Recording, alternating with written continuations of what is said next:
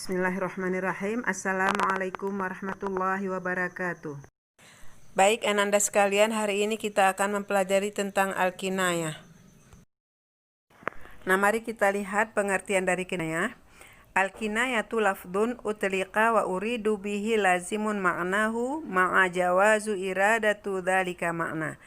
Kinayah adalah lafadz yang disampaikan dan yang dimaksud adalah kelaziman maknanya, di samping boleh juga yang dimaksud pada makna yang sebenarnya. Nah, apa maksudnya kelaziman makna? Ini artinya ada ungkapan yang kebiasaan orang Arab memahaminya seperti itu.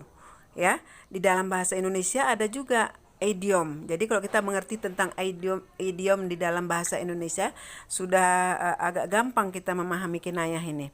Nah, misalnya di dalam bahasa Indonesia itu sering menyebutkan si fulan itu keras kepala. Nah, itu makna kamus, bukan makna kamusnya yang kita pahami dari situ.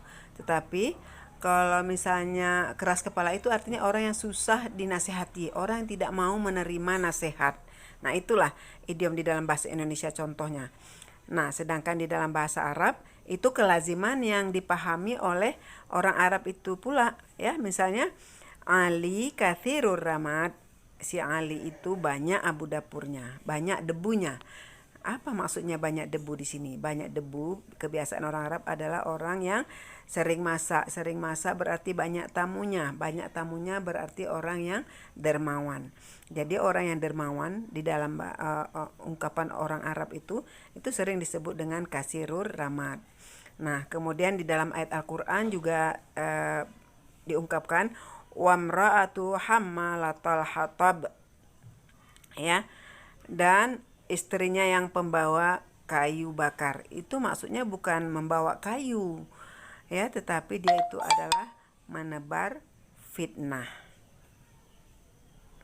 Kita lihat macam-macam kinayah. Yang pertama adalah kinayah as-sifah, kinayatu anis sifah. Bagian A, kinayah qaribah, artinya kinayah yang dekat. Ini contohnya, fulanu saubuhu tawilun, artinya si fulan itu panjang bajunya. Jadi ini maksudnya bukan baju, bukan kita menyebutkan panjang bajunya, tetapi mau mengatakan orangnya tinggi. Karena kalau orang sudah bajunya panjang berarti orangnya tinggi.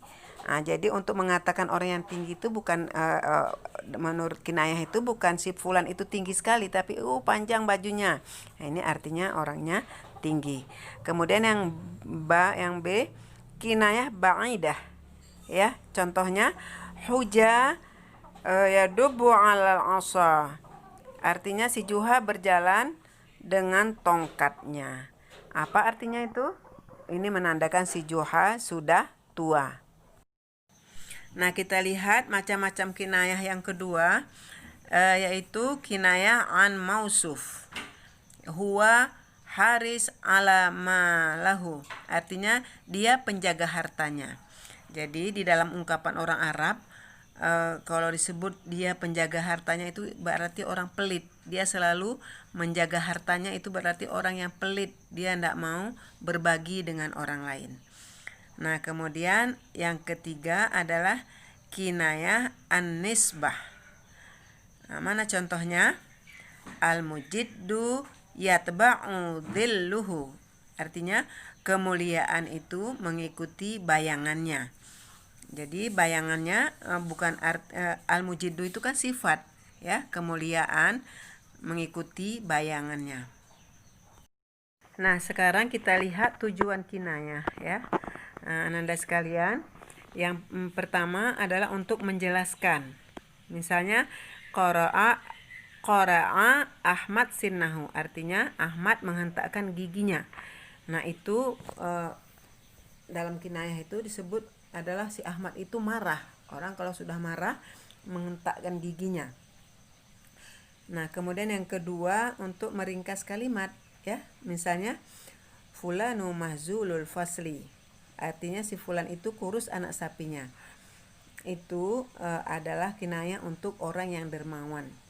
Kenapa kinayah untuk orang dermawan? Biasanya kalau sapi sering berbagi susu dengan sapi yang lain, nah itu dia akan kurus, ya. Maka orang yang dermawan di dalam idiom orang Arab, ya, kinayah di dalam orang Arab itu disebut dengan fulanu mahzulul fasli. Nah, kemudian tujuan yang ketiga adalah untuk menghindari ungkapan yang dianggap jelek atau buruk atau kurang sopan.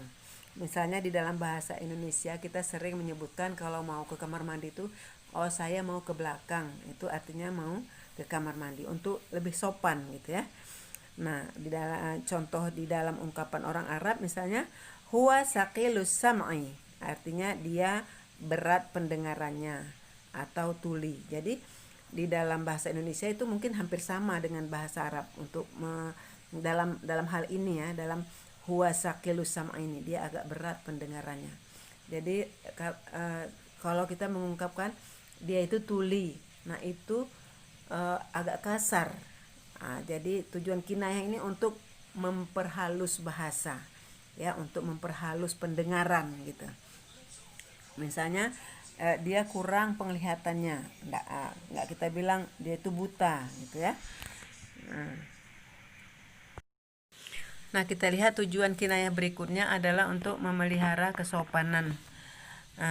Di dalam ayat Al-Quran ada disebutkan aula mastumun nisa, itu artinya atau kalian menyentuh perempuan atau menyentuh istri, itu artinya berhubungan suami istri. Jadi untuk memelihara kesopanan ya. Kemudian yang terakhir adalah untuk menyembunyikan. Nah, itu ada ungkapan orang Arab itu ahlud dar, penghuni rumah, itu sama dengan istri. Ahlud dar itu disamakan dengan istri, sedangkan bahasa kamusnya itu adalah warga rumah. Nah, ini maksudnya sering yang dimaksud di sini adalah istri.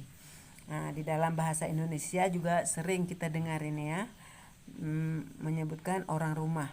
Orang rumah itu maksudnya adalah istri. Nah,